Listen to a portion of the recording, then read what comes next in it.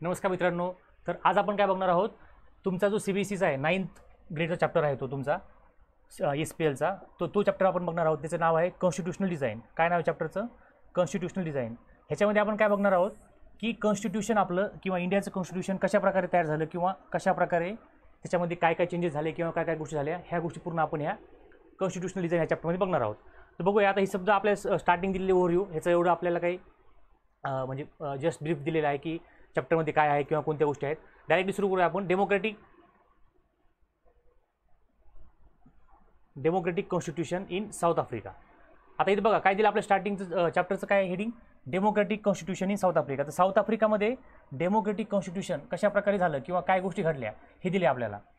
आता हे कोणी तुम्हाला दिसत, हे नेल्सन मंडेला आहेत. नेल्सन मंडेला म्हणजे कसं की जसं आपल्याकडे महात्मा गांधी होते तसं साऊथ आफ्रिकामध्ये सगळ्यात मेन लीडर किंवा सगळ्यात जास्त करणं जे लोक त्यांना फॉलो करायचे, सगळ्या गोष्टी त्यांचे जे बघायचे किंवा सगळ्या त्यांचे ज्या गोष्टी ऐकायचे ते होते नेल्सन मंडेला. आणि नेल्सन मंडेलाने सुद्धा महात्मा गांधीला काय केलं आहे, फॉलो केलेलं आहे. महात्मा गांधीची जे नॉन व्हायलन्स आहे किंवा ज्या महात्मा गांधींनी ज्या लोकांना दिशा दिली किंवा लोकांना जे सांगितल्या गोष्टी, त्या सगळ्या गोष्टी नेल्सन मंडेलांनी त्यांच्या कंट्रीमध्ये साऊथ आफ्रिकामध्ये फॉलो केलेल्या आहेत. त्यामुळे साऊथ आफ्रिकामध्ये सुद्धा तुम्ही आता जरी कधी गेलात तरी महात्मा गांधीचं खूप मोठं जास्त महत्त्व आहे. खूप लोक फॉलोअर्स महात्मा गांधीची तुम्हाला साऊथ आफ्रिकामध्ये सापडतील. तर नेल्सन मंडेलांनी काय म्हटलं बघा, I have fought against white domination and I have fought against black domination. त्यांचं म्हणणं काय नेल्सन मंडेलाचं की त्यांनी ब्लॅक पीपल जे होते किंवा व्हाईट पीपल आहे दोघांच्या विरुद्ध त्यांनी काय केले, लढा दिला होता. जे काही लोक काय करायचे की त्यांच्या साऊथ आफ्रिकन लोकांना म्हणजे काय म्हणू शकतो आपण त्यांना की त्यांना जास्त महत्त्व देत नव्हते किंवा त्यांना किंमत देत नव्हते. तर नेल्सन मंडेला हे व्हाईट पीपलच्या अगेन्स्ट आणि ब्लॅक पीपलच्या अगेन्स्ट दोघांच्या अगेन्स्ट नेल्सन मंडेलांनी फॉट केलं होतं. I have cherish the ideal of the democratic and free society in which all persons live together in harmony and with equal opportunity. It is an ideal which I hope to live for and to achieve, but if needs be it is an ideal for which I am prepared to dye.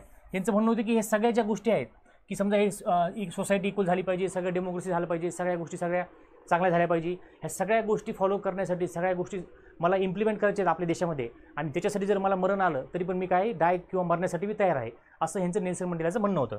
This was Nelson Mandela being tried for treason. लक्षात ठेवा काय कशाला ह्यांना triad केलं होतं किंवा ह्यांना शिक्षा दिली होती. का बरं? ट्रिझन म्हणजे treason, being tried for the ट्रिझन. तुम्हाला क्वेश्चन येऊ शकतो फिल इन द ब्लँक्समध्ये किंवा वन लाईनमध्ये की why Nelson Mandela was tried for treason. ट्रेझनसाठी त्यांना काय केलं होतं, ट्रायड केलं होतं किंवा त्यांना अटक केली होती by the white south African government. आता साऊथ आफ्रिकामध्ये व्हाईट गव्हर्नमेंट होतं म्हणजे हे नेल्सन मंडेला हे कसे की साऊथ आफ्रिकाचे ब्लॅक पीपल होते. मग ह्या ब्लॅक पीपलवरती अन्याय करणारे कोण होते? व्हाईट पीपल होते किंवा व्हाईट साऊथ आफ्रिकन गव्हर्नमेंट होतं. तर ह्या व्हाईट साऊथ आफ्रिकन गव्हर्नमेंटने काय केलं, त्यांना अटक केली होती. कोणाला अटक केली होती? नेल्सन मंडेलाला. He and 7 other leaders were sentence to the life imprisonment in 1964. तुम्हाला डेट विचारले जाऊ शकते की त्यांना कधी अटक केली किंवा 1964ला त्यांना अटक केली होती. For daring to oppose the apartheid regime in his country. आता हे अपार्थाईड शब्द काय आहे किंवा अपार्थाईड नवीनच काय कन्सेप्ट आहे तर ते बघणार आहोत आपण पुढे गेल्यानंतर. He spend the next 27 years in South Africa's most dreaded prison. म्हणजे बघा त्यांना 27 वर्ष जेल झाली होती. 27 years he was in prison. बघा 27 इयर्स म्हणजे जवळपास त्यांच्या आयुष्यातलं अर्धे वर्ष किंवा अर्ध आयुष्य त्यांनी जेलमध्ये घातलं होतं. 27 इयर्स त्यांनी जेल झाली त्यांना. आफ्रिकेचं मोस्ट ड्रेडेड प्रिझन तिचं नाव काय? रॉबन आयलंड. क्वेश्चन येऊ शकतो की नेल्सन मंडेलाला कोणत्या प्रिझनमध्ये अटक केलं होतं किंवा कोणत्या प्रिझनमध्ये त्यांना जेल झाली होती किंवा त्यांना कोणत्या प्रिझनमध्ये ठेवलं होतं. तर रॉबन आयलंड वाटलं तर लिहून घ्या, नोट डाऊन करा म्हणजे तुम्हाला नंतर उपयोगी येईल. बरोबर. हे एक साईनबोर्ड दिलेलं आहे आपल्याला. Native Indians coloured if you enter this premises at night you will be listed by as missing armed guards shoot on sight. म्हणजे बघा की त्यावेळेस समजा इंडियन्स लोक असतील किंवा कलर्ड लोक असतील, वेगवेगळ्या कास्टचे लोक म्हणजे वेगवेगळ्या कलरचे लोक असतील तर त्या लोकांना तिथं असं साईनबोर्ड लावलं साऊथ आफ्रिकन गव्हर्नमेंटनी, व्हाईट गव्हर्नमेंटनी की जर तुम्ही इथं एंट्री केली आतमध्ये तर तुम्हाला काय करू, आम्ही तुम्हाला अटक करू किंवा तुम्हाला मारून टाकू. तुम्हाला नंतर समजायचं पण नाही की तुम्ही जिवंत आहात का नाही. एवढ्या प्रकारे अशा प्रकारे त्यांना असं म्हणजे अशा प्रकारे त्यांना वागणूक होते. Struggle against apartheid. आता अपार्थाईड म्हणजे ही मुवमेंट आहे, ह्या मुवमेंटच्या अगेन्स्ट स्ट्रगल काय होतं. आता अपार्थाईड हा शब्द येऊ शकतो तुम्हाला किंवा डायरेक्टली क्वेश्चन काय आहे की what is mean by apartheid. Apartheid movement कोणती आहे किंवा काय तिचं नेमकं त्याचं म्हणणं काय आहे. Apartheid was the name of the system of racial discrimination unique to the South Africa. म्हणजे ही जी मुवमेंट आहे ही फक्त साऊथ आफ्रिकाशी रिलेटेड आहे किंवा साऊथ आफ्रिकेच्या संबंधित ही मुवमेंट आहे. आणि का संबंधित रेशियल डिस्क्रिमिनेशन.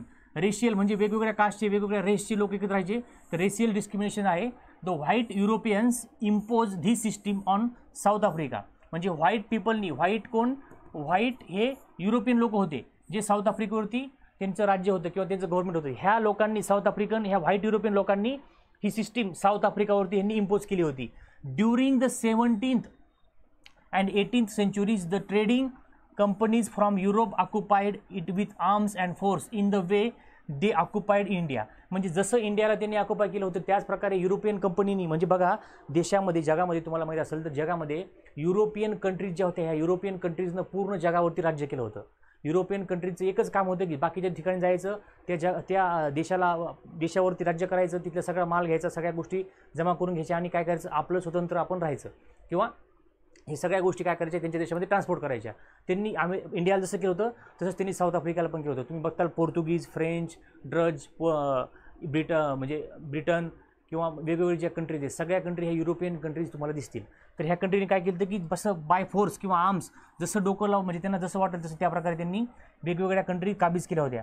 तसंच त्यांनी काय केली, साऊथ आफ्रिकन कंट्रीसुद्धा काबीज केली. But unlike India, a large number of the whites had settled in South Africa and became the local rulers. पण इंडियामध्ये कसं की ते व्हाईट पीपल जे होते ते सेटल झाले नाही. इंडियामध्ये व्हाईट पीपल हे नंतर इंग्रजांनी राज्य केलं, त्याच्या देशामध्ये म्हणजे आपल्या राज्य करण्यापुरते आपल्या इथे राहिले, पण नंतर ते इथून निघून गेले. पण तसं साऊथ आफ्रिकेमध्ये झालं नाही. साऊथ आफ्रिकेमध्ये ते लोक तिथंच राहिले, नंतर त्यांनी कंटिन्यू राज्य करायला सुरुवात केली. जसं की अनलाईक इंडिया, म्हणजे इंडियाप्रमाणे त्यांचं डिफरंट होतं, इंडियासारखं त्याचं नव्हतं. साऊथ आफ्रिकेमध्ये इंडियापेक्षा डिफरंट कंडिशन होते, त्यामुळे ते लोक तिथं राहत पण होते. सगळ्यात मोठी गोष्ट, the system of apartheid divided the people and labeled them on the basis of their skin color. ही जी सिस्टीम होती अपार्थाईडची, ही काय करायची माहिती का, पीपलला डिवाइड करायची, people and label them on the basis of their skin colour. त्यांच्या स्किनच्या कलरवरून त्यांना काय करायचे, डिव्हिजन करायचे किंवा डिफरन्शिएट करायचे. कोणाला, व्हाईट पीपलला आणि ब्लॅक पीपलला. व्हाईट पीपल कोण होते, युरोपियन, तिथे सेटल झालेले, ते काय करायचे, आफ्रिकेवरती राज्य करायचे किंवा त्यांचं गव्हर्नमेंट होतं. आणि तेच लोक काय करायचे, तिथले साऊथ आफ्रिकन जे लोकल नेटिव्ह पीपल आहेत त्या पीपलवरती ते अन्याय करायचे किंवा त्यांना डिस्क्रिमिनेशन करत होते. बरोबर. The native people of South Africa are black in colour. Native बघा, साऊथ आफ्रिकेचे नेटिव्ह पीपल होते ते कसे होते, ब्लॅक कलरचे होते. बरोबर. They made up to 3/4 of the population. बघा, 3/4 पॉप्युलेशन म्हणजे 3/4 पॉप्युलेशन हे काय होतं, ब्लॅक पीपलचं होतं. Were called blacks. बघा, त्यांना काय होतं, ब्लॅक म्हणजे जवळपास 75%. बरोबर, 75% हे पीपल ब्लॅक होते, आफ्रिकेचे होते. पण तरी पण त्यांच्यावरती राज्य कोण करत होतं, ब्रिटिशर्स किंवा युरोपियन लोक, व्हाईट कलरचे. Besides these two groups there were people of mix races who were called coloured. काही पीपल होते की ते मिक्स रेसचे होते, त्यांना आपण काय म्हणायचो, कलर म्हणायचो. And people who migrated from India. म्हणजे बघा, त्याच्यामध्ये बघा 3 प्रकारचे लोक होते, एक होते ब्लॅक, एक होते मिक्स रेसेसचे कलर, आणि जे काही पीपल इंडियामधून तिथं मायग्रेट झाले होते, तर तसे 3 प्रकारचे लोक तिथं होते. The white rulers treated all non whites. All non white म्हणजे कोणते, ऑल नॉन व्हाईट म्हणजे कोणते, ब्लॅक. बरोबर. नंतर कोणते आले, कलर्ड. बरोबर. आणि नंतर कोणते आले, इंडियातून मायग्रेट झालेले. बरोबर, इंडियातून मायग्रेट झालेले. म्हणजे ह्या 3 प्रकारच्या लोकांना हे कसे होते, सगळे ब्लॅक होते. हे म्हणजे ऑल युरोपियन लोक काय करायचे, the white rulers treated all non whites. हे व्हाईट आहेत का, नाही, नॉन व्हाईट आहेत. All non whites as inferiors. Inferior म्हणजे त्यांच्यापेक्षा कमी लेवलचे, कमी खालच्या लेवलचे, त्यांच्याकडे म्हणजे त्यांच्याकडे असं तुच्छतेने बघायचे, त्यांना असं किंमत देत नव्हते, असे लो लेवलचे बघायचे त्यांना. कोणाला, ह्या 3 लोकांना, ब्लॅक कलर आणि इंडियन लोकांना. कोण बघायचं, युरोपियन लोक. बरोबर. The non whites did not have voting right. बघा, सगळ्यात महत्त्वाचं पॉईंट इथे आहे. आपण हे काय बघतोय, आपल्या चॅप्टरचं नाव आहे कॉन्स्टिट्यूशन डिझाईन, आणि आपण काय शिकतो, आफ्रिका. आत्ताशी आपली लिंक लागली, काय लिंक लागली आपली, की त्यांना वोटिंग राईट नव्हते. तर ब्लॅक पीपलला आफ्रिकेमध्ये वोटिंग राईट्स नव्हते, किंवा नॉन व्हाईट पीपलला, म्हणजे ह्या तिघांना पण काय होते, वोटिंग राईट्स होते का, तिघांना पण वोटिंग राईट्स नव्हते. हेच आपल्याला सांगितलं इथं. द अपार्थाईड सिस्टम वाज पर्टिक्युलरली ऑप्रेसिव्ह फॉर द ब्लॅक्स. ह्या ऑब्वियसली हे अपार्थाईड सिस्टम ही ब्लॅक पीपलला ऑप्रेसिव्ह असणार, इन्फिरियर असणार. त्यांना चांगलं काम असेल का नाही, त्यांना ऑप्रेस करायचे, त्यांना म्हणजे वरती येऊ द्यायचे नाही, त्यांना शिकू द्यायचे नाही, त्यांना त्यांचे स्कूल वेगळे होते, कॉलेजेस वेगळे होते, त्यांना मेडिकल वेगळं होतं, गव्हर्नमेंट वेगळं होतं, त्यांची राहण्याची जागा वेगळी होती, सगळं डिफरन्शिएट होतं. त्यांना एकदम ऑप्रेस केलं होतं. ऑप्रेस म्हणजे की त्यांना असं म्हणजे एकदम त्यांच्या व्हाईट पीपलच्या काय म्हणू शकतो आपण, की व्हाईट पीपलच्या प्रेशरखाली हे सगळे लोक राहत होते. कोणते लोक राहत होते, ब्लॅक पीपल राहत होते. बरोबर. नंतर they were forbidden from living in the white area. बघा, ब्लॅक पीपलला व्हाईट पीपलच्या एरियामध्ये राहायला परमिशन नव्हती. They could work in white areas only if they had permit. Trains, buses, taxis, बघा ट्रेन, बसेस आणि टॅक्सीज काय होते, त्यांचे hotel, hospital, school and hotel, hospital, school, colleges, libraries, ह्या सगळ्या गोष्टी काय होत्या बघा इथे दिले बघा आपल्याला. They could work in white area, फक्त ते व्हाईट एरियामध्ये, ब्लॅक पीपलला जर व्हाईट एरियामध्ये काम करत असेल तर त्यांना परमिशन लागत होती. आणि train, buses, taxis, hotel, hospital, school, colleges, libraries, cinema halls, theatre, beaches, swimming pool, हे सगळं काय होतं व्हाईट पीपलसाठी सगळ्या गोष्टी वेगळ्या होत्या किंवा त्यांना काही गोष्टी तिथं काही सिस्टीमवरती त्यांना अलाउड नव्हतं. Public toilets were all separate for the whites and blacks, बघा ह्या सगळ्या गोष्टी काय होत्या त्यांच्यासाठी, ब्लॅक आणि व्हाईट पीपलसाठी ह्या सगळ्या गोष्टी काय होत्या, सगळ्या सेपरेट होत्या बघा. White public toilets were all separate for the white people आणि ब्लॅक, म्हणजे आपण वरती बघितलेलं कॉलेजेस, स्कूल, सगळ्या गोष्टी आणि ह्या पब्लिक टॉयलेट वगैरे सगळं त्यांना काय होतं डिफरंट होतं. समजते का, बघून घ्या.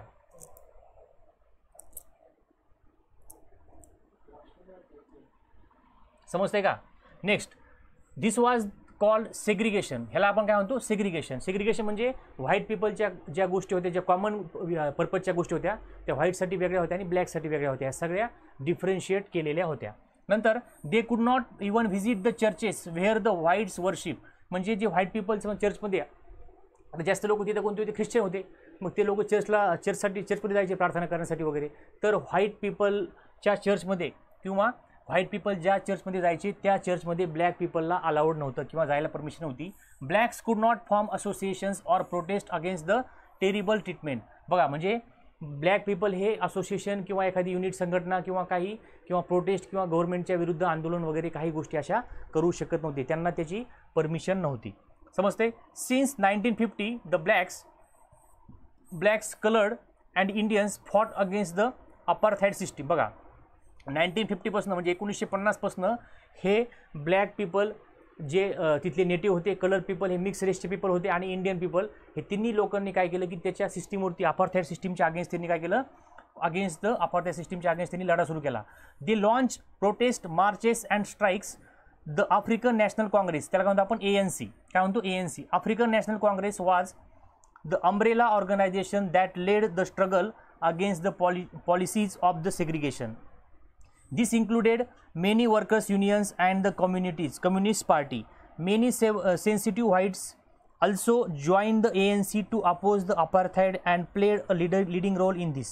बघा म्हणजे काही जे व्हाईट पीपल होते किंवा चांगले जे लोक होते व्हाईट मधले पण, तर त्या व्हाईट पीपलचे जे चांगले लोक होते त्या लोकांनी सुद्धा काय केलं, ही अपार्थाईड सिस्टीमला काय केलं सपोर्ट केला होता, कारण की त्यांना वाटत होतं की ह्या लोकांवरती अन्याय होत आहे, त्यामुळे ह्या लोकांनी पण त्याच्यामध्ये फोर्स म्हणजे भरपूर चांगल्या प्रकारे मदत केली होती त्यांना. दिस इन्क्लुडेड मेनी झालं आपलं हे. आणि लक्षात ठेवा की आफ्रिकन नॅशनल काँग्रेस ही त्याच्यामध्ये सगळ्यात मेन रोल होता. ANC ही आफ्रिकन नॅशनल काँग्रेस ही एक पार्टी होती. ह्या पार्टीने ह्या अपार्थाईड सिस्टीमच्या अगेन्स्ट मोठी स्कीम किंवा मोठी काय म्हणतो आपण त्याला, मोठ्या गोष्टी त्यांनी सुरुवात केली, ज्या अगेन्स्ट भरपूर त्यांनी आंदोलन वगैरे सुरू केलं. बरोबर. Several countries denounce apartheid as a unjust and racist. बघा भरपूर कंट्रीने काय केलं, ही जी सिस्टीम आहे अपार्थाईड ही सिस्टीम अनजस्ट आहे किंवा चांगली नाही आहे, त्या सिस्टीमला त्यांनी अपोज केला भरपूर बाकीच्या कंट्रीजनी. But the white racist government continue to rule by the detaining, torturing and killing thousands of black and coloured people. बघा तरी पण ब्लॅक आणि कलर पीपल जे आहेत, जे ब्लॅक आणि कलर पीपल आहेत, तर त्या ब्लॅक आणि कलर पीपलच्या तरी पण ह्या कंट्री भरपूर काय केलं की ह्या लोकांनी ब्लॅक आणि कलर पीपलला काय केलं, टॉर्चर करायला सुरुवात केली. कोणत्या लोकांनी, गव्हर्नमेंटच्याच किंवा व्हाईट पीपल लोक म्हणजे व्हाईट कलरच्या लोकांनी गव्हर्नमेंट किंवा ह्या लोकांना त्रास देण्यासाठी सुरुवात केली होती. नंतर आपल्याला काय दिले, टुवर्ड्स द न्यू कॉन्स्टिट्यूशन. आता as the protest struggle against the apartheid had increase. आता काय झालं बघा, त्या अपार्थाईड सिस्टीमच्या अगेन्स्ट काय झालं, प्रोटेस्ट वाढत गेली आणि प्रोटेस्ट वाढत गेल्यानंतर काय झालं की अपार्थाईड अँड इन्क्रीज, प्रोटेस्ट वाढत गेली.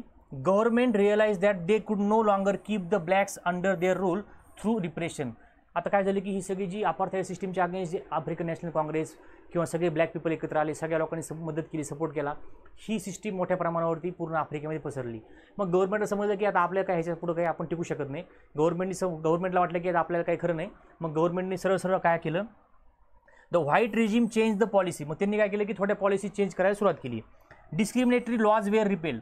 जे डिस्क्रिमिनेटरी लॉज किंवा व्हाईट आणि ब्लॅकमध्ये जे डिस्क्रिमिनेशन होतं ते जसे लॉ होते ते लॉ त्यांनी काय केले, रिपील करून टाकले किंवा काढून टाकले. Ban on political parties and restriction on the media were lifted. Political पार्टीवरती बॅन होतं, मीडियावरती बॅन होतं, तो सगळा बॅन त्यांनी उठवला किंवा बॅन त्यांनी कॅन्सल केला. म्हणजे थोडं गव्हर्नमेंटच्या after 28 years of the imprisonment Nelson Mandela walked out of the jail as the free man. बघा 20 years म्हणजे 27 वर्ष त्यांना जेल झाली होती आणि 28व्या वर्षी ते जेलमधनं बाहेर आले. तसं 28व्या वर्षी जेव्हा जेलमधनं बाहेर आले तेव्हा पण काय झालं की आणि त्यांना पण सोडून दिलं त्यांनी फ्रीमध्ये. Finally at the midnight of the 26 April 1994, बघा 1994 midnight of the 26 April 1994 date लक्षात ठेवा. 1994 the new national flag of the Republic of South Africa was unfurled. बघा म्हणजे 1994ला नवीन साऊथ आफ्रिकेचा फ्लॅग अनफर्ल्ड झाला किंवा नवीन फ्लॅग त्यांनी काय म्हणू शकतो आपण त्यांना पूर्ण जो नवीन फ्लॅग आहे साऊथ आफ्रिकाचा तो फ्लॅग त्यांनी सगळीकडं पूर्ण आफ्रिकेमध्ये अनफोल्ड केला. Marking the newly born democracy in the world, the apartheid government came to an end paving the way of the formation of the multiracial government. Apartheid government काय झालं, हे थांबलं आणि अपार्थाइड गव्हर्नमेंट हे थांबल्यामुळं काय झालं, ते गव्हर्नमेंट थांबल्यामुळं किंवा काय म्हणू शकतो आपण त्याला की गव्हर्नमेंट गेलं आणि नंतर काय झालं की नवीन मल्टीरेशियल गव्हर्नमेंट. मल्टीरेशियल म्हणजे काय, वेगवेगळ्या रेसचे वेगवेगळ्या रेसचे रेसिझमचे लोक काय झाले एकत्र येऊन काय केलं, त्यांनी नवीन गव्हर्नमेंट स्थापन केलं. How did come about, how did this come about, let us here Mandela the first president of this new South Africa on this extra ordinary transition. म्हणजे बघा नेल्सन मंडेला हे काय झाले की पहिले बघा दिलं आपल्याला फर्स्ट प्रेसिडेंट. पहिला प्रश्न येऊ शकतो, who was the first president of the South Africa. Nelson Mandela was the first president of the South Africa.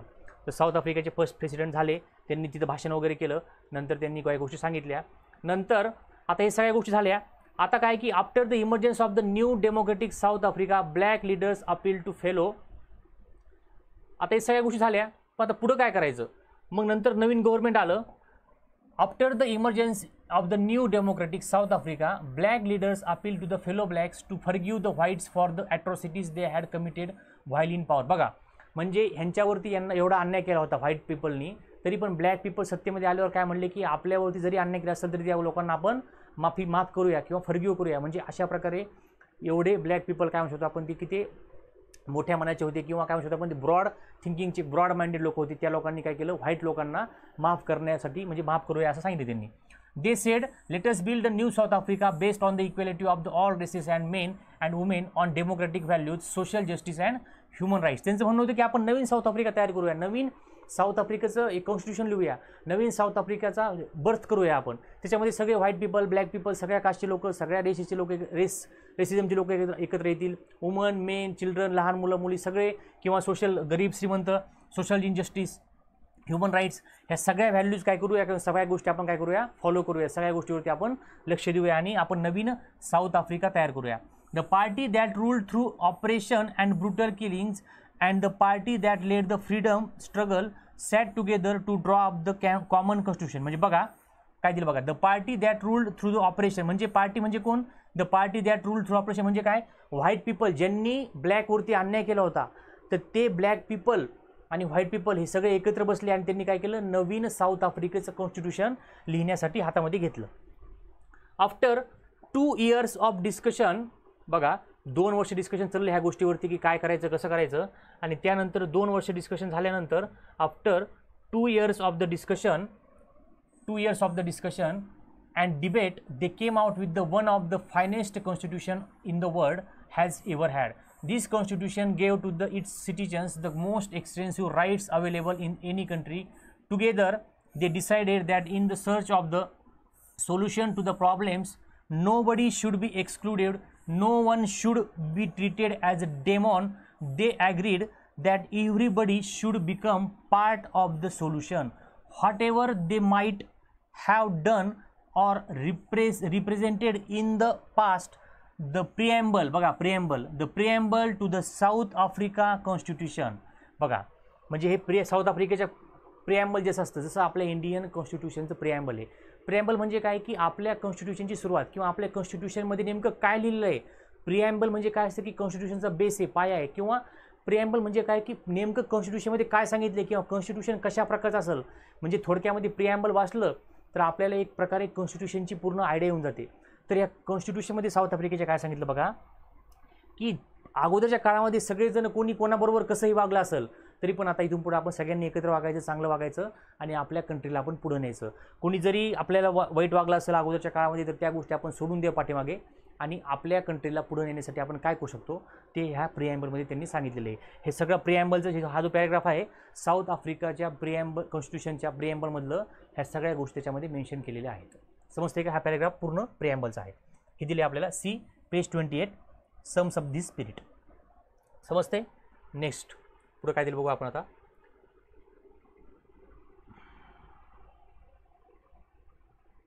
हा, the South Africa constitution inspires democrats all over the world. बघा South आफ्रिकेचं constitution काय केलं, जे democrat होते, democrat म्हणजे काय असं की ज्या लोकांचा डेमोक्रेसीवर विश्वास आहे, तर ह्या डेमोक्रेसीच्या ज्या लोकांचा विश्वास आहे ते सगळ्या लोकांना साऊथ आफ्रिकेच्या कॉन्स्टिट्यूशनने काय केलं, त्यांना इन्स्पायर केलं.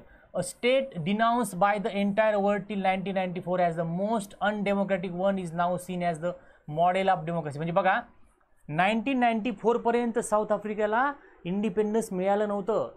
म्हणजे 1994 पर्यंत साऊथ आफ्रिकेला लोक काय म्हणायचे की एखादं स्टेट आहे की सगळ्या जगाला वाटायचं की सगळ्यात अनडेमोक्रॅटिक स्टेट आहे. पण त्यानंतर सगळ्या लोकांना काय वाटलं की हे स्टेट चांगलं आहे. का बरं? Because of the constitution.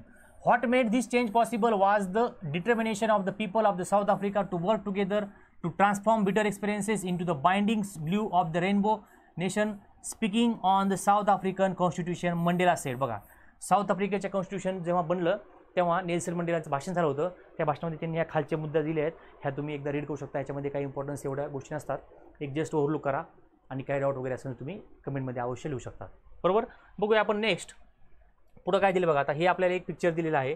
इथं काय दिलं बघा, एक पिक्चर आहे आपल्याला हे दिले जस्ट की साऊथ आफ्रिकेचं आहे, ते नेल्सन मंडेलाचं आहे ते बऱ्यापैकी. आणि हे आपल्याला की मुलं तिथं कसे झाले साऊथ आफ्रिकामधलं कसं transport. This image captures the spirit of the South Africa today. South Africans call themselves rainbow nation. बघा साऊथ आफ्रिका, तुम्हाला प्रश्न शकतो, South Africans call themselves rainbow nation. Rainbow nation म्हणजे की त्याच्यामध्ये रेनबोचा बघा, रेनबोचं नेशन म्हणजे रेनबो म्हणजे काय की त्याच्यामध्ये किती कलर असतात रेनबोमध्ये, तर रेनबोमध्ये जे 7 कलर असतात त्या 7 कलर म्हणजे सगळ्या कलर एकत्र येऊन रेनबो तयार होतो. रेनबोमध्ये एक जरी कलर नसला तरी पण आपण त्याला रेनबो म्हणू शकतो का? रेनबो म्हणू शकत नाही. रेनबोला 7च्या 7 कलर लागतात. तसंच त्यांचं म्हणणं काय की आमचं नेशन रेनबो नेशन आहे. आमचं नेशन काय आहे? रेनबो नेशन आहे.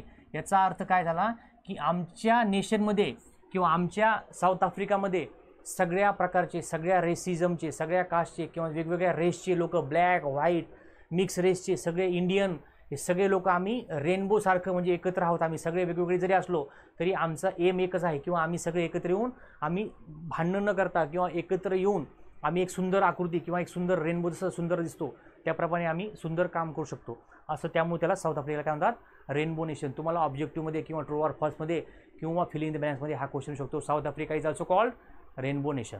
समजते का? Next question, sorry next page.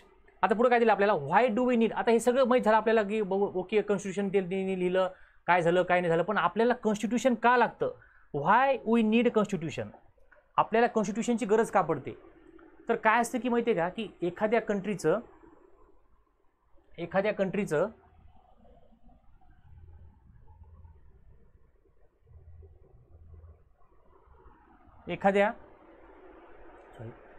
कंट्रीचं समजा की एखादी कंट्री आहे, त्या कंट्रीमधले जे कंट्री कशी काय फॉलो करणार आहे, एखादी कंट्री पुढे चालून किंवा त्या कंट्रीचे तत्व काय आहेत किंवा त्या कंट्रीचे व्हॅल्यूज काय आहेत ते सगळ्या कॉन्स्टिट्यूशनमध्ये लिहिलेले असतात.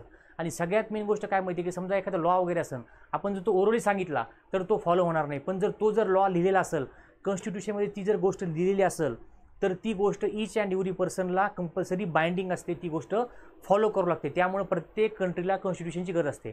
तर बघूया यांनी काय सांगितलं आपल्याला. The South African example is a good way to understand why we need a constitution and what do constitutions do. की साऊथ आफ्रिका एक गुड एक्झाम्पल आहे की ती आपल्याला कॉन्स्टिट्यूशन का पाहिजे आणि कॉन्स्टिट्यूशन काय करू शकतं, ह्याचं गुड एक्झाम्पल कोण आहे? साऊथ आफ्रिका आहे. The oppressor and the oppressed. Oppressor म्हणजे कोण? ब्लॅक. ऑपरेसर म्हणजे व्हाईट पीपल, ज्यांनी ऑपरेस केलं. आणि ऑपरेस म्हणजे कोणते? हे बाकीचे पीपल. बाकीचे कोणते? ब्लॅक झाला, कलर्ड झाले किंवा इंडियन झाले, हे सगळ्या लोकांना काय म्हणतो आपण ऑपरेस, ज्यांच्यावरती ऑपरेशन झालं म्हणजे ज्याच्यावरती त्या लोकांनी अन्याय केला. In this new democracy we are planning to live together as equals. म्हणजे बघा सगळे हे लोक एकत्र राहणार आहेत, व्हाईट प्लस हे सगळे ब्लॅक. का बरं? की त्यांच्या कॉन्स्टिट्यूशनमध्ये ती गोष्ट लिहिलेली आहे. It was not going to be easy for them to trust each other, they had their fears. दोघं पण एकमेकांना ट्रस्ट करू शकत नव्हते. का बरं? त्यांच्यावरती मागा अन्याय झाला होता. बरोबर आहे. They wanted to safeguard their interest. The black majority was keen to ensure that the democratic principle of the majority rule was not compromise. Black लोकांना काय वाटायचं की जसं आमच्यावरती अन्याय झाला तो अन्याय आता पुढे व्हायला नाही पाहिजे, आम्ही आता अन्याय सहन करणार नाही किंवा असा अन्याय चुकीचा आहे तो सहन नाही म्हणजे आम्ही करणार नाही. They wanted substantial social and economic rights. त्यांना वाटत होतं की ब्लॅक लोकांना वाटत होतं की आम्हाला राईट्स पाहिजे, सबस्टॅन्शियल सोशल राईट्स पाहिजे, आम्हाला इकॉनॉमिक सिव्हिल राईट्स पाहिजे किंवा सोशल राईट्स पाहिजे, सगळ्या प्रकारचे राईट्स आम्हाला पाहिजेत. पण हे राईट्स ओरली दिल्यावर होईल का? नाही, तर ते कुठंतरी लिहिलेले पाहिजे. त्याच्यासाठी कॉन्स्टिट्यूशनची गरज आहे असं त्यांना वाटलं. The white minority was keen to protect its privileges and property. आणि ह्याच्या विरुद्ध व्हाईट लोकांना भीती वाटत होती आता हे सगळे ब्लॅक सत्तेमध्ये आले, आता ह्यांनी आपण ह्यांच्यावरती अन्याय केला, हे आपल्यावरती अन्याय करतील. मग त्यांना काय वाटायचं की त्यांचे स्वतःचे प्रिव्हिलेजेस व्हाईट लोकांचे आणि त्यांची प्रॉपर्टी, घरदार वगैरे, पैसे काय असेल, गाडी वगैरे, हे सगळ्या गोष्टी त्या आमच्या प्रोटेक्ट झाल्या पाहिजे. त्याच्यासाठी पण मग काय दोघांचं बघा, दोघांना एकमेकांपासून भीती होती, पण दोघांना पण एकमेकांपासून प्रोटेक्शन मिळवण्यासाठी कॉन्स्टिट्यूशनचा रोल सगळ्यात महत्त्वाचा आहे. त्यामुळे कॉन्स्टिट्यूशन आपल्याला पाहिजे. समजतंय का? नेक्स्ट आता काय दिलं बघा आपल्याला. After long negotiation both parties agreed to compromise. बघा आता हे सांगितलं आपल्याला त्या दोन पार्टी म्हणजे कोणत्या? व्हाईट आणि नॉन व्हाईट. बरोबर, किंवा व्हाईट आणि ब्लॅक पार्टी किंवा नॉन व्हाईट. ठीक आहे. After long negotiation both parties agreed to compromise. The whites agreed to the principle of the majority rule and that of the one person one vote. बघा white लोकांनी काय accept केलं की majority rule आलं पाहिजे आणि वन पर्सन वन वोट हे सगळ्या गोष्टी आल्या पाहिजे. They also agreed to accept some basic rights for the poor and the workers. त्यांनी सुद्धा अजून काय ॲग्री केलं की सगळ्या वर्करला किंवा गरीब लोकांना काय राईट्स पाहिजे, सगळ्यांना वर्किंगचे आवर्स फिक्स पाहिजे, वेजेस वेळेवर द्यायला पाहिजे. ह्या गोष्टी पण व्हाईट लोकांनी ॲक्सेप्ट केल्या. ठीक आहे. द ब्लॅक्स, आता ब्लॅक लोकांनी काय ॲग्री केलं बघा. The black agreed that the majority rule would not be absolute. Black लोक काय म्हणले की मेजॉरिटी रूल ॲब्सोल्यूट नसला पाहिजे. ॲब्सोल्यूट इन द सेन्स कसं की त्यांच्या मनाला वाटन तसं त्यांनी वागलं नाही पाहिजे, त्यांना कोणाचा तरी धाक पाहिजे, त्यांना कोणाची तरी भीती पाहिजे आणि त्यांनी देशासाठी त्यांनी लोकांसाठी किंवा जनतेसाठी राज्य केलं पाहिजे असं ब्लॅक लोकांना वाटलं. ॲब्सोल्यूट मेजॉरिटी किंवा ॲब्सोल्यूट राज्य नसलं पाहिजे किंवा ॲब्सोल्यूट रूल नसलं पाहिजे, म्हणजे त्याला कोणीच घाबरायला नाही पाहिजे किंवा त्याला कोणीच कशाची भीती नसली पाहिजे असं रूल नसलं पाहिजे असं ब्लॅक लोकांचं म्हणणं आहे. They agreed that the majority would not take away the property of the white minority. Black लोक काय म्हणले की जे व्हाईट लोक आहेत, आता बघा साऊथ आफ्रिकामध्ये 3/4 लोक काय होते? ब्लॅक होते आणि बाकीचे उरलेले व्हाईट होते. व्हाईट लोक कमी होते, व्हाईट लोक मायनॉरिटी होते. मग ब्लॅक लोक काय म्हणले की आम्ही व्हाईट लोकांची प्रॉपर्टी वगैरे जप्त करणार नाही, व्हाईट लोकांवरती अन्याय होईल, आम्ही असं कोणतंही काम करणार नाही. This compromise was not easy.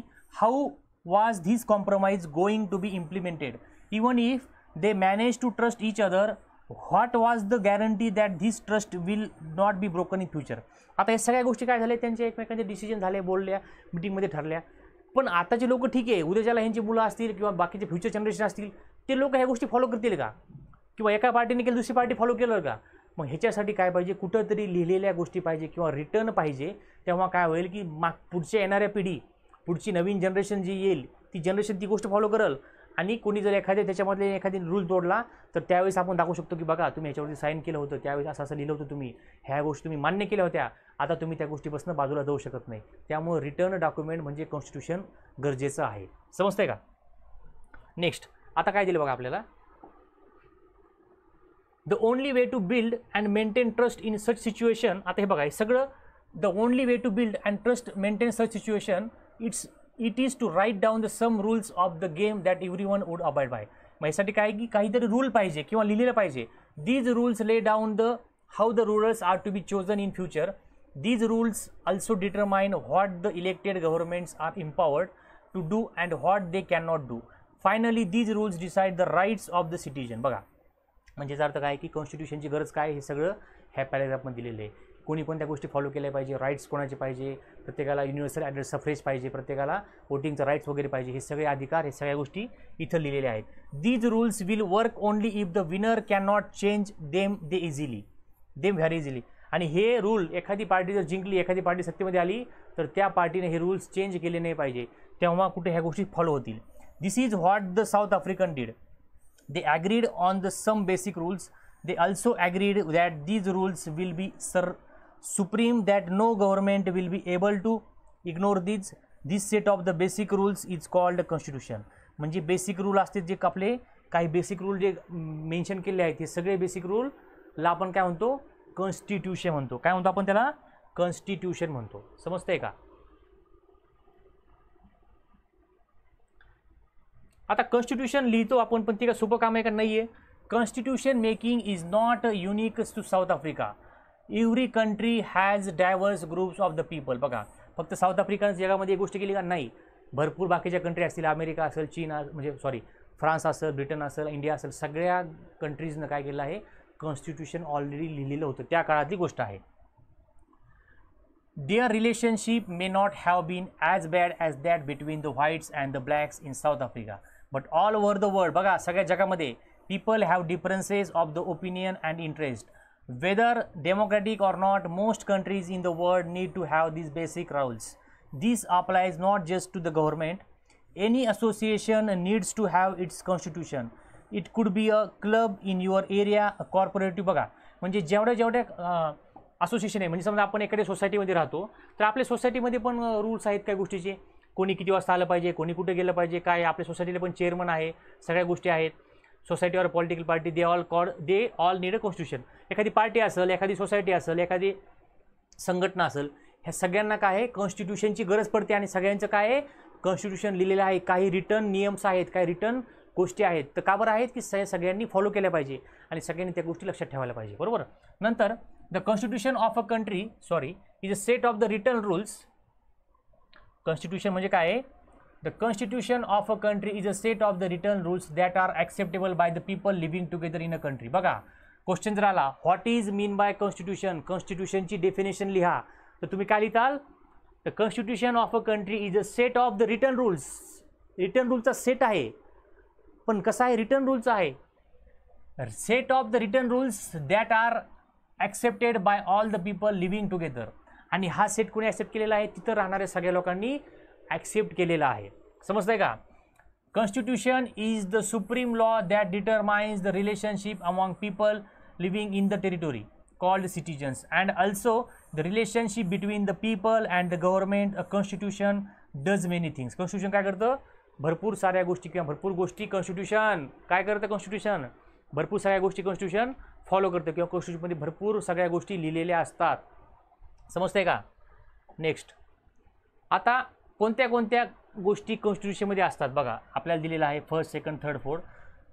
First, it generates a degree of the trust and coordination that is necessary for different kind of the people to live together. वेगवेगळ्या जातीचे, वेगवेगळ्या धर्माचे, वेगवेगळे लोक हे एकत्र कसे राहू शकतात, हे सगळं लिहिलेलं कोण असतं, कॉन्स्टिट्यूशनमध्ये लिहिलेलं असतं. सेकंड काय दिलं बघा आपल्याला, it specifies how the government will be constituted, who will have power to take which decisions. दुसरं काय कॉन्स्टिट्यूशनमध्ये दिलं असतं की कोण कोणतं पॉवर किंवा कसं गव्हर्नमेंट वर्क करणार आणि गव्हर्नमेंटवरती कोण राज्य करणार किंवा कोण देश चालवणार, ह्या सगळ्या गोष्टी लिखित कुठं असतात, कॉन्स्टिट्यूशनमध्ये लिहिलेल्या असतात.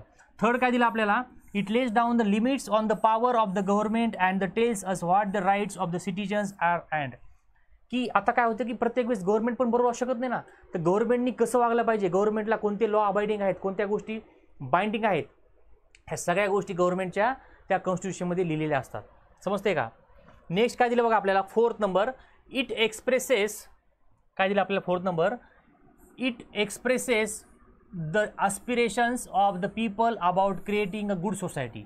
आणि कॉन्स्टिट्यूशन काय करते की ॲस्पिरेशन किंवा सगळे जी सोसायटी किंवा हे सगळे लोक एकत्र राहतात, हे लोक एकत्र राहायला पाहिजे, कसे राहायला पाहिजे एकत्र, त्याच्यासाठी आपण काय करू शकतो, या सगळ्या गोष्टी आपल्याला कॉन्स्टिट्यूशनमध्ये लिहिलेल्या असतात. त्याच्यासाठी कॉन्स्टिट्यूशन प्रत्येक कंट्रीचं गरजेचं आहे.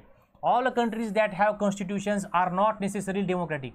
लक्षात घ्या, खूप महत्त्वाचं वाक्य आहे. All countries that have constitutions are not necessarily democratic. म्हणजे ज्या ज्या कंट्रीमध्ये कॉन्स्टिट्यूशन आहेत त्या सगळ्या कंट्री डेमोक्रॅटिक असू पण शकतात, मे बी डेमोक्रॅटिक और मे नॉट बी डेमोक्रॅटिक. त्या कंट्री डेमोक्रॅटिक असू शकतात किंवा डेमोक्रॅटिक नसू शकतात. बरोबर आहे? का बरं असं होतं की सांगूया नंतर, तुम्हाला सांगतो आता मी बघा. But all countries that are democratic will have the constitution. बघा तुम्हाला हे दोन्ही स्टेटमेंट वरती खाली उलटं सुलटं विचारणार आणि काय म्हणणार की ट्रू ऑर फॉल्स ओळखा, किंवा काय म्हणू शकतो आपण त्याला फिल इन द ब्लँक्स पण तुम्हाला येऊ शकतं. हे म्हणजे बघा ज्या सगळ्या कंट्रीजमध्ये कॉन्स्टिट्यूशन आहेत त्या कंट्रीज डेमोक्रॅटिक असू शकतात किंवा डेमोक्रॅटिक नसू शकतात. पण दुसरं वाक्य बघा काय दिलं आपल्याला, but all countries that are democratic. पण ज्या ज्या कंट्री डेमोक्रॅटिक आहेत, ज्या ज्या कंट्री डेमोक्रॅटिक आहेत त्या सगळ्या कंट्रीजमध्ये काय आहे, कॉन्स्टिट्यूशन कंपल्सरी आहे. म्हणजे कॉन्स्टिट्यूशन जर असेल तर ती कंट्री डेमोक्रॅटिक असेल किंवा नसेल माहीत नाही, पण जर कंट्री डेमोक्रॅटिक असेल तर कंपल्सरी त्या कंट्रीमध्ये कॉन्स्टिट्यूशन असलंच पाहिजे. ह्या दोन वाक्याचा अर्थ जरा समजून घेऊया. बरं समजते का. After the war of the independence against the great Britain the Americans gave themselves a constitution. बघा म्हणजे अमेरिकेने काय केलं तर ग्रेट ब्रिटन किंवा ग्रेट, तेव्हा आपण इंग्लंडला काय म्हणायचे, ग्रेट ब्रिटन म्हणायचे. ग्रेट अमेरिकासुद्धा बघा लक्षात घ्या, अमेरिका ही ब्रिटनची कॉलनी होती. ब्रिटनने अमेरिकेवरती राज्य केलं होतं, ती कॉलनी होती त्यांची. नंतर त्यांचं वार झालं, युद्ध झालं, त्याच्यामध्ये अमेरिकाने जिंकली आणि त्यांच्याकडे म्हणजे तेव्हा अमेरिका स्वतंत्र झाली.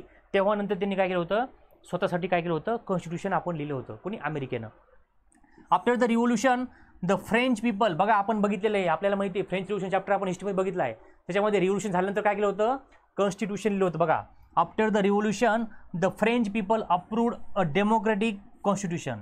Since then it has become a practice in all the democracies to have a written constitution. बघा म्हणजे ह्या सगळ्या गोष्टीला फॉलो करून नंतर काय झालं की जगामध्ये नंतर ज्या ज्या कंट्री स्वतंत्र झाल्या, ज्या ज्या कंट्रीला इंडिपेंडन्स मिळालं त्या सगळ्या कंट्रीजनं आपलं कॉन्स्टिट्यूशन लिहिलेलं आहे. समजते का. हां next making of the Indian. आता आपल्या आवडीचा किंवा आपल्या कामाचा किंवा काय म्हणू शकतो की आपल्या इंडियाबद्दलचं महत्त्वाचं कन्सेप्ट किंवा चॅप्टरमध्ये आलेलं आहे. लेफ्ट हँड साईडला कोण दिले आपल्याला बघा, वल्लभभाई पटेल दिलेले आहेत. वल्लभभाई पटेल काय म्हणतात बघा आता, वल्लभभाई जवाहरभाई पटेल त्यांचं पूर्ण नाव होतं वल्लभभाई पटेलांचं. 1875 टू 1950 त्यांचा जन्म झाला होता गुजरातमध्ये झाला होता. त्यांचा जन्म कुठे झाला होता, गुजरातमध्ये झाला होता. Minister of the home information and broadcasting in the interim government. बघा हे काय होते, minister of home information and broadcasting कशामध्ये होते, इंटरिम गव्हर्नमेंट होते. कोणाच्या, इंडियाच्या. म्हणजे इंडियाचं गव्हर्नमेंट म्हणजे पहिली निवडणूक आपली व्हायच्या अगोदर जे गव्हर्नमेंट फॉर्म झालं त्या गव्हर्नमेंटचे सदस्य होते, त्याला काय म्हणतो आपण, इंटरिम गव्हर्नमेंट. बरोबर. लॉयर होते and leader of the Bardoli pageant. बघा बारडोली सत्याग्रह झाला होता, बारडोली नावाचा सत्याग्रह झाला होता गुजरातमध्ये. तर त्या बारडोली सत्याग्रहाचे ते काय होते, मेन होते त्या काळामध्ये. Played a decisive role in the integration of the Indian princely states. Later deputy prime minister. नंतर त्यांना काय, नंतर ते काय झाले, नवीन जेव्हा पंडित जवाहरलाल नेहरूच्या अंडर नवीन जेव्हा गव्हर्नमेंट फॉर्म झाले तेव्हा ते डेप्युटी प्राईम मिनिस्टर किंवा उपपंतप्रधानची च्या लेवलची पोस्ट त्यांना मिळाली होती. कोणाला, वल्लभभाई पटेलांना. आता बघा इथं काय दिलं आपल्याला, मेकिंग ऑफ कॉन्स्टिट्यूशन. हे ठीक आहे आपण एक बघितलं लेफ्ट हँड साईडचं. आता बघूया. Like south Africa India's constitution was also drawn up under very difficult circumstances. बघा जसं साऊथ आफ्रिकामध्ये झालं तसं इंडियाच्या कॉन्स्टिट्यूशनमध्ये काय झालं की भरपूर आपल्याला प्रॉब्लेम झाले होते, भरपूर डिफिकल्टी झाल्या होत्या, तरी पण आपण काय केलं तर इंडियनचं कॉन्स्टिट्यूशन आपण लिहून घेतलं होतं. समजते का. The making of the constitution for the huge and diverse country like the India was not an easy affair. At what time the people of the India were emerging from the status of the subjects to that of the citizens. The country was born through the partition of the basis of the religious differences. This was the traumatic experience for the people at the India and Pakistan. बघा आपलं 15 August 1947ला काय झालं, आपलं partition झालं. कोणाचं, India आणि पाकिस्तानचं. काही लोक तिकडे गेले, काही लोक इकडे आले. मग त्याच्यानंतर ही आपली कॉन्स्टिट्युएंट असेंब्ली तयार झाली. ह्या गोष्टीच्या नंतर आपण कॉन्स्टिट्यूशन लिहिलेलं आहे. मग त्यावेळेस कॉन्स्टिट्यूशन लिहिताना लोकांची स्थिती चांगली नव्हती, मानसिक स्थिती चांगली नव्हती, मेंटल कंडिशन चांगली नव्हती. लोक ते पार्टिशनचं किंवा जे रिलिजियसचं भांडणं वगैरे झाले, ते हत्या झाल्या होत्या, ह्या लोक ह्या सगळ्या गोष्टीमध्ये विचार करत होते. आणि सगळ्या गोष्टीमध्ये विचार करण्यामध्ये काय झालं होतं, लोक त्या स्थितीमध्येच कॉन्स्टिट्यूशन त्यांना लिहायचं होतं. त्या गोष्टीला धरून त्यांना कॉन्स्टिट्यूशनमध्ये काही गोष्टी इम्प्लिमेंट किंवा ॲड करायच्या होत्या. अशा प्रकारे आपल्याला कॉन्स्टिट्यूशन त्यावेळेस आपण लिहायला सुरुवात केली ती.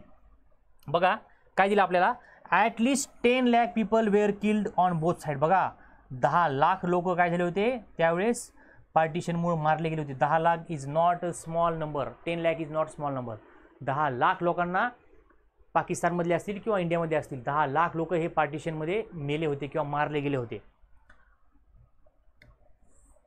In the partition related to violence, there was another problem. The British had left it to the rulers of the princely states to decide whether they wanted to merge with the India or with the Pakistan or leave. बघा आता हे काय दिलं बघा आपल्याला, खालचं थोडं वरती घेतो याला. हां, आता बघा इथं काय दिलं आपल्याला की ब्रिटिशांनी काय केलं होतं माहिती आहे का, की जे प्रिन्सली स्टेट होते, प्रिन्सली स्टेट म्हणजे कोणते, हे राजे महाराजे, गुजरातचे, बडोद्याचे, आपले साताऱ्याचे, कोल्हापूरचे, प्रत्येक स्टेटमध्ये, राज्यामध्ये वेगवेगळ्या प्रकारचे राजे महाराजे त्यावेळेस होते. मग ह्यांनी काय केलं, जेव्हा पार्टिशन झालं मग नंतर ब्रिटिशांनी काय केलं, हे निघून गेले. मग ह्यांनी काय केली, एक चुकीची गोष्ट केली. काय केलं ह्यांनी काय केलं, जे प्रिन्सली स्टेट होते, हे सगळे राजे महाराजे वगैरे होते, ह्यांना काय केलं, ह्यांना सांगितलं की तुम्ही एकतर पाकिस्तानमध्ये राहू शकतात, इंडियामध्ये जाऊ शकतात, किंवा तुम्ही तुमचं स्वतंत्र राहू शकतात. मग ह्याच्यामुळं नवीन प्रॉब्लेम तयार झाला. ते राजे महाराजे काय म्हणायचे की आम्ही we are not part of India and we are also not part of the Pakistan and we are the independent country, किंवा ती स्वतःला छोटी आमची कंट्री आहे, आमचा देश आहे, आमचा राज्य आहे छोटासा, आम्ही तुमच्या गोष्टी काय ऐकत नसतो, आम्ही तुमच्या अंडर नाही आहे, असं हे प्रिन्सली स्टेट सगळ्यांना सांगत होते किंवा सगळ्यांना म्हणत होते. बरोबर का. तर मग wanted to merge with the India or with the Pakistan or remain independent. The merger of these princely states was a difficult and uncertain task. तर ह्या सगळ्या प्रिन्सली स्टेटला एकत्र आणण्याचं काम कोणी केलं होतं, ह्या सगळ्यांना एकत्र आणण्याचं काम केलं होतं वल्लभभाई पटेल, सरदार वल्लभभाई पटेल. त्यांच्या अंडर होती होम मिनिस्ट्री. ह्यांनी काय केलं, सगळ्या प्रिन्सली स्टेटला सांगितलं, तुम्ही कधी त्यांना गोडीने सांगितलं, कधी रागावून सांगितलं, कधी पोलीस ॲक्शन घेतली, कधी आर्मीला पाठवलं, त्यांना बरोबर सगळ्यांना काय केलं, इंडियामध्ये सामील करून घेतलं. नाहीतर ते काय म्हणत होते, आम्ही आमचं राज्य वेगळं, आम्ही सगळे स्वतंत्र आहोत, आम्ही इंडियाच्या अंडर नाही आहे. पण सरदार वल्लभभाई पटेलांनी काय केलं, सगळ्यांना काय केलं होतं, प्रिन्सली स्टेटला एकत्र आणण्याचं महत्त्वाचं काम केलं होतं. समजते का. When the constitution was being written, the future of the country did not look as secure as it does today. The makers of the constitution had anxieties about the present and the future of the country. बघा आता आपल्याला जसा India वाटतो, आपल्याला जसा India दिसतो, त्यावेळेस constitution लिहिणाऱ्यांना काय माहीत नव्हतं की फ्युचरमध्ये इंडियामध्ये काय होणार आहे, किंवा एवढी प्रगती होणार आहे, एवढी डेव्हलपमेंट होणार आहे, किंवा इंडिया असं पुढे जाणार आहे. त्यांना पुढचं फ्युचर काहीच माहीत होतं, पण त्यांनी पुढचा थोडा म्हणजे विचार केला ऑब्व्हियसली, पण ब्लँक माइंडनं त्यांनी त्या गोष्टी इम्प्लिमेंट केल्या आणि लिहित पुढे गेले. तेव्हा कुठं काय झालं की त्यांना त्या गोष्टी फॉलो करता आल्या. बरोबर. नंतर आता काय दिलं बघा आपल्याला, the path to the constitution. आता पाथ टू द कॉन्स्टिट्यूशन आता आपण बघूया, पाथ टू द कॉन्स्टिट्यूशन. त्याच्या अगोदर बघूया आपण इकडे आता काय दिलं बघा आपल्याला. आपण इकडे बघितले वल्लभभाई पटेल बघितले, आता इथं कोण दिले बघा आपल्याला, इथं 2 जण दिले. पहिले हे बघूया, मग इकडे बघूया. अबुल कलाम आझाद. बरोबर, अबुल कलाम आझाद. बघा हे अबुल कलाम आझाद असे दिसत होते. अबुल कलाम आझाद, एकच मिनटं. हां, अबुल कलाम आझाद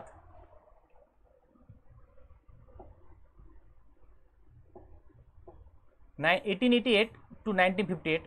तुम्हाला ह्या चॅप्टरमध्ये तुम्हाला तुमचे लिडरचे नाव येतील, त्यांचं कार्य येईल, त्यांचं वर्किंग येईल, त्यांनी काय केलं, त्यांचा जन्म कधी झाला, त्यांची डेथ कधी झालं, हे तुम्हाला कधी कधी आकडे पण विचारले जाऊ शकतील, त्यामुळे लक्षात ठेवा. सौदी अरेबियामध्ये यांचा जन्म झाला होता. वल्लभभाई पटेलचा जन्म कुठे झाला होता, गुजरातमध्ये. बरोबर. आणि अबुल कलाम आझाद यांचा जन्म झाला होता सौदी अरेबियामध्ये. हे होते educationalist, author and theologian, scholar of the Arabic, Congress leader. त्यावेळेस सगळे जास्त लोक, सगळेच लोक काय होते, काँग्रेसचेच लोक होते, किंवा काँग्रेस जे सध्या आपण म्हणतो ना इंडियन नॅशनल काँग्रेस, सगळे लोक त्यांनाच, किंवा त्यावेळेस तीच एक संघटना मोठी होती. Active in the national movement, oppose Muslim separatist politics, later education minister in the first union cabinet. पहिलं जे आपलं युनियन कॅबिनेट झालं तेव्हा एज्युकेशन मिनिस्टर कोण होते, हे आपले अबुल कलाम आझाद होते. बरोबर. नंतर काय दिलं आपल्याला खाली बघा, टी कृष्णमाचारी. काय दिले खाली आपल्याला, टी कृष्णमाचारी. हे काय होते, आता बघा यांचे नावून समजतं आपल्याला. बॉर्न कुठं होते, हे तमिळनाडूमध्ये बॉर्न होते. मेंबर होते ड्राफ्टिंग कमिटीचे मेंबर होते, एंटरप्रेनर होते, काँग्रेस लीडर होते, आणि later finance minister in union cabinet. बघा हे होते फायनान्स मिनिस्टर, फायनान्स पोर्टफोलिओ ह्यांच्याकडे होता, फायनान्स मिनिस्ट्रीचा. नंतर आणि ह्यांच्याकडे होता वरती अबुल कलाम आझादकडं कोणता होता, त्यांच्याकडे एज्युकेशनचं होतं. बरोबर का नाही. आता काय दिलं बघा आपल्याला, the path to the constitution. आता आपलं कॉन्स्टिट्यूशन आपण कसं लिहिलं किंवा काय झालं, despite all these difficulties there was one big advantage for the maker of the Indian constitution unlike South Africa. They did not have to create a consensus about what a democratic India should look like. Much of this consensus had evolved during the freedom struggle. During the freedom struggle, our national movement was not merely a struggle against a foreign rule, it was also a struggle to regenerate our country and to transform our society and politics. There were sharp differences of the opinion within the freedom struggle about the path India should take after independence. Such differences exist even today, yet some basic ideas had come to be accepted by almost everyone. बघा, म्हणजे जसं south आफ्रिकामध्ये पण होतं problems, तसे इंडियामध्ये पण problem होते. वेगवेगळ्या कास्टचे लोक होते, वेगवेगळ्या रिलिजनचे लोक होते, पण एवढं अपार्थाईड मुवमेंट वगैरे अशा गोष्टी इंडियामध्ये नव्हत्या. पण वेगळ्या गोष्टी ज्या होत्या, रिलिजन होतं, हिंदू मुस्लिम होतं, ब्रिटिशर्स होते, इंडियन्स होते, ह्या वेगवेगळ्या गोष्टी सगळ्या होत्या. त्याचप्रमाणे काय होते की म्हणजे इंडिया काय म्हणू शकतो की इंडियाचे प्रॉब्लेम वेगळे होते कॉन्स्टिट्यूशन लिहिताना, साऊथ आफ्रिकाचे प्रॉब्लेम्स वेगळे होते. ते प्रॉब्लेम त्यांच्या लेवलवरती हार्ड होते, आपले प्रॉब्लेम आपल्या लेवलवरती हार्ड होते. दोघांना पण कॉन्स्टिट्यूशन लिहिण्यासाठी खूप सारा त्रास झाला किंवा खूप अभ्यास करावा लागला, तेव्हा कुठं साऊथ आफ्रिकेचं किंवा इंडियाचं कॉन्स्टिट्यूशन आपण लिहू शकलो, बरोबर आहे. आणि नंतर ते आपण इम्प्लिमेंट केलं आहे. ॲज फार बॅक ॲज 1928, बघा 1928मध्ये मोतीलाल नेहरू कोण होते? Motilal Nehru was the father of the Pandit Jawaharlal Nehru. Jawaharlal नेहरूंचे वडील होते मोतीलाल नेहरू. त्यांनी बघा काय केलं होतं 1928मध्ये, त्यांनी काय केलं होतं 1928मध्ये, अँड 8 अदर काँग्रेस मेंबर, त्यांच्यासोबत अजून 8 जण होते. त्यांनी काय केलं, अ ड्राफ्टेड कॉन्स्टिट्यूशन फॉर इंडिया. बघा म्हणजे मोतीलाल नेहरूंनी 1928मध्येच काय केलं होतं, कॉन्स्टिट्यूशन एक तयार केलं होतं इंडियासाठी. तेव्हाच तयार केलं होतं त्यांनी की आपलं कॉन्स्टिट्यूशन असं असावं. त्यांच्याबरोबर अजून 8 लोक त्याच्यामध्ये सामील होते. In 1931 the resolution at the Karachi session. बघा 1931ला काय झालं, कराची सेशन झालं. कोणतं सेशन? कराचीला. कराची कुठे? पाकिस्तानमध्ये. त्यावेळेस ते होतं इंडियाचा पार्ट होतं, बरोबर आहे. 1947 नंतर ते पाकिस्तानमध्ये गेलं, पण कराची हे 1930ला इंडियाचा पार्ट होतं. मग 1931ला कराची सेशनमध्ये काय झालं बरं, of the Indian national Congress dwelt on how independent India's constitution should look like. म्हणजे इंडियाचं कॉन्स्टिट्यूशन कसं असलं पाहिजे हे 1931च्या कराची सेशनमध्ये ठरलं की कसं असलं पाहिजे आपलं कॉन्स्टिट्यूशन, बरोबर. नंतर बघूया आपण नेक्स्ट पुढे काय दिले आपल्याला.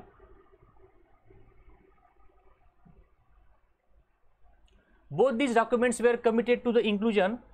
बघा बोथ दीज डॉक्युमेंट्स, 2 डॉक्युमेंट कोणते, 1921चे एक आणि 1931चे एक. हे 2 डॉक्युमेंट्स, हे 2 डॉक्युमेंटने काय केलं, committed to the inclusion of the universal adult franchise, right to freedom and equality, and to protecting the rights of the minorities in the constitution of the independent India. Thus some basic values were accepted by all leaders much before the constituent assembly made to the deliberate of the constitution. हे सगळं आपल्याला काय केले दिलेलं आहे.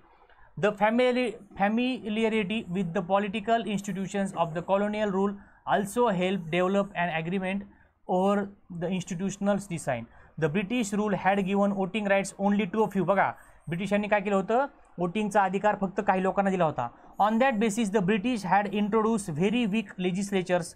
Elections were held in 1937 to provincial legislatures and ministries all over the British India. बघा ब्रिटिशांनी काय केलं की एकदम वोटिंगचा राईट कमी लोकांना दिला होता. त्यामुळे काय झालं की जास्तीत जास्त लोकांनी डेमोक्रेसीमध्ये किंवा राईट किंवा वोटिंगमध्ये पार्टिसिपेशन नव्हतं केलं. का बरं नव्हतं केलं, त्यांनी जास्त लोकांना अधिकार दिला नव्हता. का बरं, की त्यांना माहिती होतं की जास्त लोक हुशार लोक जर इकडे आले तर काय होणार, आपलं लॉस होणार आहे. मग 1937ला काय झालं, लेजिस्लेचर प्रोव्हिन्शियल लेजिस्लेचरच्या काय झाल्या, निवडणुका झाल्या. These wear not fully democratic governments but the experience gained the Indians in the working of the legislative institutions proved to be very useful for the country in setting up its own institutions. बघा 1937ला काय झालं, provincial लेजिस्लेचरच्या काय झालं, निवडणुका झाल्या. तर त्याच्यामध्ये काय झालं की लोकांना एवढं त्यांनी फ्रीडम दिलं नाही, पण आपल्या इंडियन लोकांना पार्लिमेंटचं काम किंवा लेजिस्लेचरचं काम कसं चालतं हे आपल्याला समजण्यासाठी त्याचा फायदा झाला. नंतर मग ह्या गोष्टी काय झाल्या, आपण नंतर पुढे जाऊन काय केल्या, ह्या गोष्टी इम्प्लिमेंट केल्या. त्यांना 4 गोष्टी समजल्या की सरकार कसं चालतं, काय चालतं किंवा काय गोष्टी असतात. त्याच्यासमोर त्यांना काय झालं की या गोष्टीचा फायदा झाला मोठ्या प्रमाणावरती, बरोबर आहे. नंतर काय दिलं बघा आपल्याला,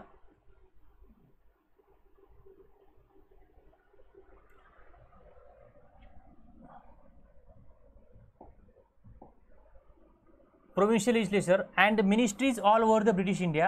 These were not fully democratic government, but the experience gained by the Indians in the working of the legislative institution proved to be very useful for the country and in setting up its own institutions and this was and working in them. That is why the Indian Constitution adopted many institutional details and procedures from colonial laws like Government of India Act 1935. बघा, म्हणजे आपल्या Indian कॉन्स्टिट्यूशनमध्ये काय झालं की जेव्हा provincial लेजिस्लेचरच्या 1937च्या निवडणुका झाल्या त्यावेळी भरपूर लोकांनी पार्टिसिपेट केलं आणि त्याच्यामध्ये त्यांनी जिंकले वगैरे आणि त्यांनी काय केलं, सरकार चालवलं. नंतर मग काय झालं की सरकार चालवण्यामध्ये त्यांना समजलं की ही सिस्टीम चांगली आहे. मग त्यामुळे आपल्या इंडियन कॉन्स्टिट्यूशनमध्ये आपण काय केलं, त्या भरपूर अशा गोष्टी आहेत, त्या गोष्टी आपण काय केल्या, त्या कॉलोनियल लॉच्या, कॉलोनियल म्हणजे कोणत्या, ब्रिटिशांनी तयार केलेले लॉ, त्या कॉलोनियल लॉमधल्या गोष्टी ज्या government of India GOI government of India act GOI act कोणता, गव्हर्नमेंट ऑफ इंडिया ॲक्ट कधीचा 1935चा. ह्या ॲक्टमधल्या भरपूर गोष्टी आपण काय केलेल्या आहेत, इम्प्लिमेंट केलेल्या आहेत किंवा आपण त्या गोष्टी घेतलेल्या आहेत. समजते का. इयर्स ऑफ थिंकिंग अँड डिलिबरेशन, एकच मिनटं, हां, years of thinking and डिलिबरेशन on the framework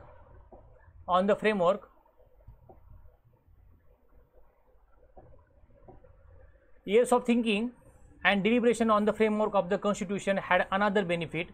Our leaders gained confidence to learn from other countries but on our own terms.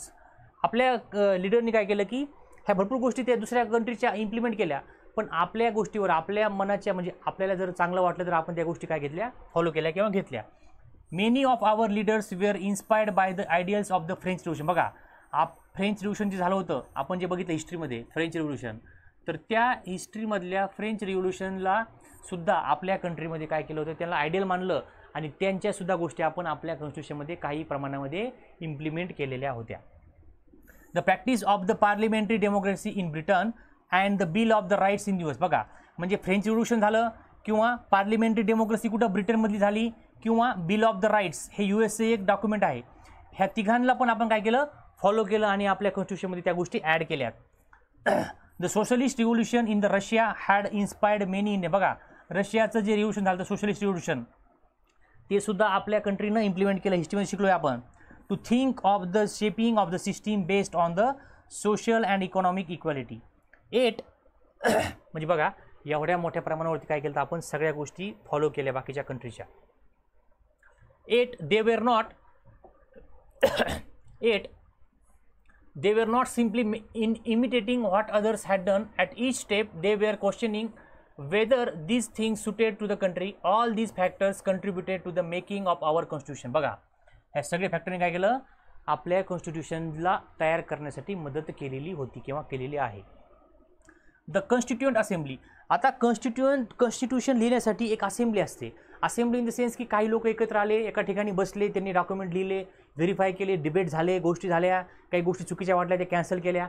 ह्या सगळ्या गोष्टीला काय म्हणतो आपण, कॉन्स्टिट्यूएंट असेंब्ली म्हणतो. प्रत्येक कंट्रीला कॉन्स्टिट्यूशन लिहिण्यासाठी कॉन्स्टिट्यूएंट असेंब्लीची गरज पडते. म्हणजे कॉन्स्टिट्यूएंट असेंब्ली म्हणजे कोण, सगळ्यात मेन काय लागतं, पीपल. तिथं कोणत्या लोकांनी त्या कॉन्स्टिट्यूएंट असेंब्लीमध्ये पार्टिसिपेट केलं पाहिजे, ते लोक पाहिजेत. दुसरी गोष्ट, जागा पाहिजे की ते लोक एकत्र आले पाहिजे, डिबेट केलं पाहिजे. ह्या दोन गोष्टी महत्त्वाच्या आहेत कधी, कॉन्स्टिट्यूएंट असेंब्ली फॉर्म होण्यासाठी. बघूया आपण इंडियाचं काय झालं आपल्या.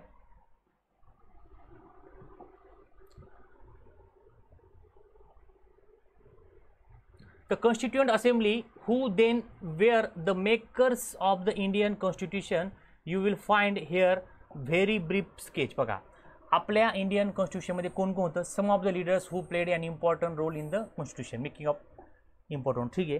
The drafting of the document called the constitution was done by an assembly of the elected representative called the बघा, आता हे 2 पेजवरती डेफिनेशन केली आपली, समजा 2 पार्टवरती. बघा, the drafting of the document called the constitution was done by an assembly of the elected representative of the elected representative called the constituent assembly. म्हणजे अशी असेंब्ली काही लोकांची की ज्यांनी एकत्र येऊन आपलं कॉन्स्टिट्यूशन लिहिलेलं आहे, त्याला म्हणतो आपण कॉन्स्टिट्यूएंट असेंब्ली. समजते का. आता elections to the constituent assembly were held in July 1946. लक्षात ठेवा, जुलै 1946ला आपल्या कॉन्स्टिट्युएंट असेंब्लीचे इलेक्शन झाले. म्हणजे काय झालं की ह्या कॉन्स्टिट्युएंट असेंब्लीमध्ये कोणी कोणी यायला पाहिजे, कोणी कोणी भाग घेतला पाहिजे, हे झालं आपलं 1946ला. Its first meeting was held in December 96. बघा पहिली मीटिंग कधी झाली, जुलै 1946ला एकत्र आले. पहिली मीटिंग कधी झाली, डिसेंबरला झाली. कधी पण 1946ला झाली, लक्षात ठेवा. Soon after the country was divided into India and Pakistan the constituent assembly was also divide. बघा आपल्याला इंडिपेंडन्स मिळालं 1947ला, पण आपली कॉन्स्टिट्युएंट असेंब्ली कधी फॉर्म झाली ती जुलैला. म्हणजे आपले पार्टिशन होण्याच्या अगोदर किंवा आपल्याला स्वतंत्र किंवा इंडिपेंडन्स मिळायच्या अगोदर इंडियाची कॉन्स्टिट्युएंट असेंब्ली ऑलरेडी तयार होती. लक्षात ठेवा. क्वेश्चन येऊ शकतो, व्हेन वॉज द इंडियन किंवा constituent assembly of India form, before independence, after independence, during independence, none of the above. अशा प्रकारचे क्वेश्चन्स तुम्हाला विचारू शकतात. तर बिफोर इंडिपेंडन्स, आपल्या इंडिपेंडन्स मिळायच्या अगोदर आपली कॉन्स्टिट्युएंट असेंब्ली रेडी होती. समजते का. Constituent assembly of India and that of the Pakistan. आता मग पार्टिशन झालं तर कॉन्स्टिट्युएंट असेंब्ली इंडियाची आणि पाकिस्तानची दोघांची पण काय झालं, पार्टिशन झालं. The constituent assembly that wrote the Indian constitution had 299 member. बघा आपल्या इंडियन कॉन्स्टिट्यूशनमध्ये किती होते, 299 किंवा 299 मेंबर होते. The assembly adopted the constitution on 26 November 1949. बघा असेंब्लीने काय केलं, 26 नोव्हेंबर 1949ला आपलं कॉन्स्टिट्यूशन ॲडॉप्ट केलं. But it came into effect 26 जानेवारी 1950. पण म्हणजे 26 नोव्हेंबर 1949ला काय झालं, आपण ॲडॉप्ट केलं, पण इफेक्टमध्ये आलं किंवा इम्प्लिमेंट झालं किंवा लागू झालं किंवा रूल्स लागू झाली, इम्प्लिमेंट करण्यास सुरुवात झाली, कधी झाली, 26 जानेवारी 1950. बघा to mark this day we celebrate January 26 as the republic day every day. बघा आपण 26 जानेवारीला जे म्हणतो ना रिपब्लिक डे ऑफ इंडिया, त्या दिवशी आपलं कॉन्स्टिट्यूशन 26 जानेवारी 1950ला आपलं कॉन्स्टिट्यूशन आपण काय केलं होतं, इम्प्लिमेंट करायला किंवा लागू करायला किंवा इनॅक्ट किंवा काय म्हणू शकतो आपण, ते गोष्टी आपल्या लोकांकडे समोर आल्या किंवा आपण त्या इम्प्लिमेंट करण्याला सुरुवात केली होती. 26 जानेवारी त्यामुळे महत्त्वाची डेट आहे. समजते का. आणि 26 येस आपण ते पण घेऊया.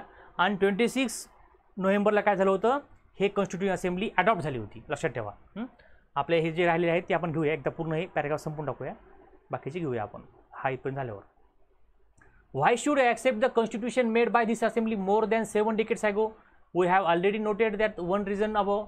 The constitution does not reflect the views of the members alone. बघा म्हणजे आधी लिहिलेल्या गोष्टी आपण आता का फॉलो करतो, का बरं की ह्या लिहिलेल्या गोष्टी सगळ्या लोकांच्या किंवा सगळ्या लोकांना कन्सिडर करून लिहिलेल्या आहेत.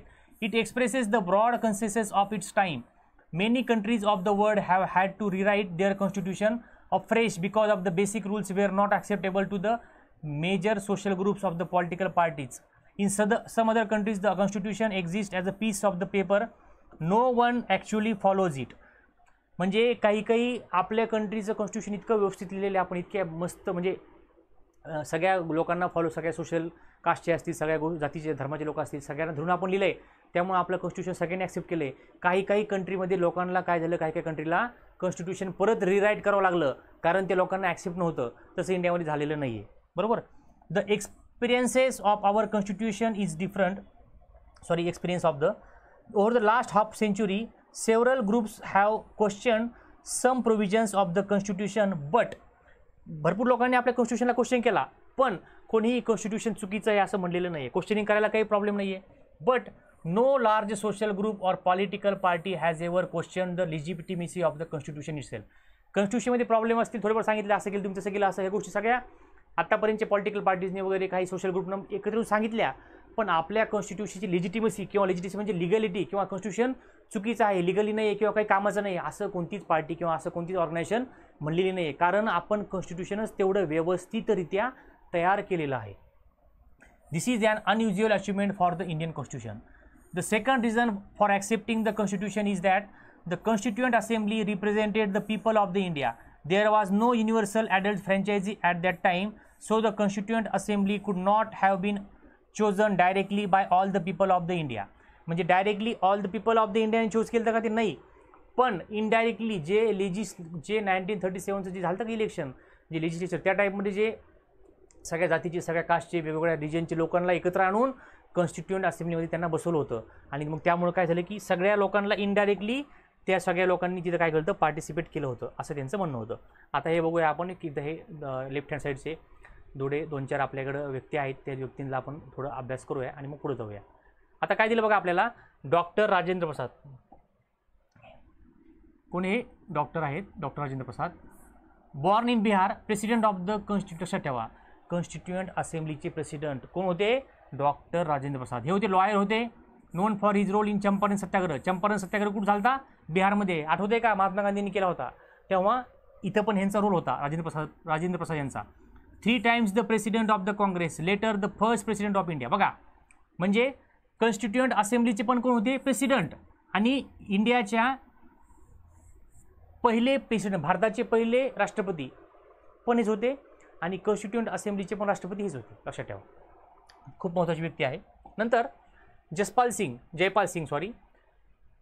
Born in Jharkhand, a sportsman, educationalist, captain of the first national hockey team. लक्षात ठेवा, क्वेश्चन येऊ शकतो, who was the captain of the first national hockey teams, who was also member of the constituent assembly. तर यांचं नाव काय, Jaipal Singh.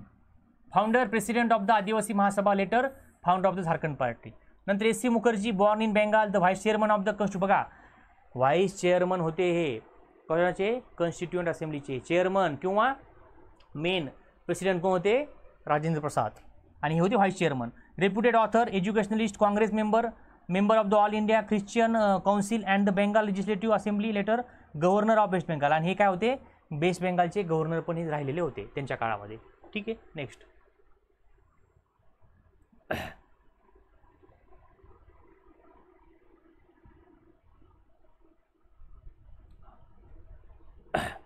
Elected by the member of the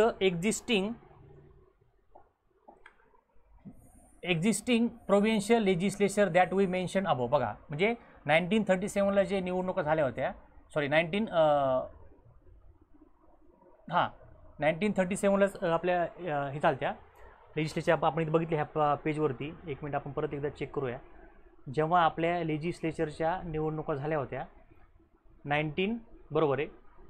1937चं हे निवडणुका झाल्या दिल्या आपल्या इथं कुठे दिले बघा, हा बघा, इलेक्शन्स वेअर हेल्ड इन 1937. बरोबर, 1937च्या ज्या निवडणुका झाल्या त्याच्या बेसिसवरती जे लोक आपले इंडियाचे लोक किंवा चांगले जे पॉलिटिशियन निवडून आले होते त्या लोकांना काय केलं होतं, ह्या कॉन्स्टिट्यूएंट असेंब्लीमध्ये घेतलं होतं. बरोबर, elected mainly by the member of the existing provincial legislature that were they mentioned above. This ensured the fair geographical share of the member from all the regions of the country. The assembly म्हणजे आपण काय बघतो सध्या, आपण constituent असेंब्लीमध्ये कोण कोण होतं, कसं कसं घेतलं ते बघतोय आपण. By the Indian National Congress, the party that led India's freedom struggle, but the Congress itself included a variety of the political groups and opinions. The assembly had many members who did not agree with the Congress. In social terms too, the assembly represented members from the different language groups, caste, classes, religions and occupations. Even if the constituent assembly was elected by universal adult franchise, its composition would not have been very different. म्हणजे आपण जरी directly लोकांचं voting घेऊन constituent assembly तयार केली नसली तरी पण आपण जे 1937ला जे प्रोव्हिन्शियल लेजिस्लेचर असेंब्लीची निवडणूक झाल्या त्यानुसार आपण प्रत्येक ठिकाणचे लोक घेऊन कॉन्स्टिट्यूएंट असेंब्ली तयार केली. म्हणजे आपण जरी निवडणुका घेऊन जरी कॉन्स्टिट्यूएंट असेंब्ली तयार केली असती तरी पण अशा प्रकारे म्हणजे अशाच प्रकारचे लोक, म्हणजे अशा प्रकारचे नसेच की वेगवेगळ्या कास्टचे, वेगवेगळ्या रिजनचे, वेगवेगळ्या भाषा बोलणारे, वेगवेगळे कपडे घालणारे, वेगवेगळ्या कल्चरचे लोक जसे आपण कॉन्स्टिट्यूएंट असेंब्लीमध्ये आपण ऑलरेडी घेतलेत तसेच लोक परत निवडून आले असते. त्यामुळं आपण जरी डायरेक्टली निवडणूक घेतली नसली तरी पण इनडायरेक्टली सगळ्या प्रकारचे लोक आपल्या कॉन्स्टिट्यूएंट असेंब्लीमध्ये आपण समाविष्ट केले होते. Finally the manner in which the constituent assembly work gives the sanctity to the constitution. The constituent assembly work in a systematic open and consensual manner. First some basic principles were decided and agreed upon, then a drafting committee chaired by the drafting committee चे member कोण होते, sorry अध्यक्ष कोण होते, doctor Babasaheb Ambedkar होते. Draft त्यांनी तयार केला. Several rounds of the discussion took place, clause by clause discussion झालं. More than 2000 amendments were consider. बघा 2000 अमेंडमेंट म्हणजे काय की समजा त्यांना एखादी कॉन्स्टिट्यूएंट असेंब्लीच्या लोकांना एखादी गोष्ट पटली नाही, एखादा डिबेट समजा त्यांना वाटलं की तुम्ही चुकीची गोष्ट केली, त्याच्यावरती त्यांनी अमेंडमेंट केली, म्हणजे त्याच्यावर चूक सुधारून परत नवीन गोष्ट त्याच्यामध्ये टाकली, परत चूक वाटली परत नवीन टाकली, परत चूक वाटली नवीन टाकली. अशा प्रकारे त्यांनी 2000 ज्या गोष्टी असतील त्याच्यावर डिबेट केलं त्या गोष्टी त्यांना जर वाटल्या की डाऊटफुल, त्या गोष्टीवर त्यांनी अमेंडमेंट करून परत नवीन गोष्टी त्याच्यामध्ये इन्क्लूड केल्या, बरोबर. तर मेंबर्स डिलिब्रेटेड फॉर 114 डेज. बघा 114 दिवस हे मेंबर्स काय झाले तिथं बसले आणि स्प्रेड ओव्हर 3 इयर्स, 3 वर्ष जवळपास. कशासाठी? ह्या गोष्टी त्यांनी चर्चा करण्यासाठी. Every document presented and every word spoken in the constituent assembly has been recorded and preserved. बघा तिथं ज्या चर्चा झाल्या, तिथं जे मुद्दे मांडले, सगळ्या गोष्टी ह्या सगळ्या प्रिझर्व्ह आहेत, मेंटेन केलेल्या सगळ्या गोष्टी. These are called constituent assembly debate. ह्याला काय म्हणतो आपण? कॉन्स्टिट्यूएंट असेंब्ली डिबेट किंवा कॉन्स्टिट्यूएंट असेंब्लीचे डिबेट्स असं ह्याला म्हणतो आपण. When printed these debates are 12 bulky volume. जेव्हा ह्यांना प्रिंट केलं तेव्हा असे 12 मोठे मोठे पुस्तक तयार झाले त्याचे. एवढ्या मोठ्या प्रमाणावर त्यांनी कॉन्स्टिट्यूएंट असेंब्लीवरती डिबेट केलं होतं. समजते का? These debates provide the rationale behind every provision of the constitution. These are use to interpret the meaning of the constitution. समजते का? अशा प्रकारे आपण कॉन्स्टिट्यूएंट असेंब्लीचं बेसिक पार्ट बघितलेला आहे. समजतंय? आता आपल्याला काय दिलं बघा, इथं अजून एक दिलेली आहे महिला जी. दुर्गाबाई देशमुख. आता यांना नावून समजते की ह्या काय आहेत की लेडीज आहेत दुर्गाबाई देशमुख. बॉर्न आंध्र प्रदेश. कुठं झालेलं आहे बॉर्न? आहे आंध्र प्रदेशमध्ये. Advocate and public activist for women's party emancipation, founder of the Andhra Mahila Sabha, Congress leader, later founder chairperson of the central social welfare board. ह्यासुद्धा काय होत्या? कॉन्स्टिट्यूएंट असेंब्लीच्या मेंबर होत्या. समजते का? अशा प्रकारे आपण आज इथे थांबूया. उरलेला पार्ट आपण नेक्स्ट चॅप्टरमध्ये किंवा नेक्स्ट लेक्चरमध्ये बघू शकतो.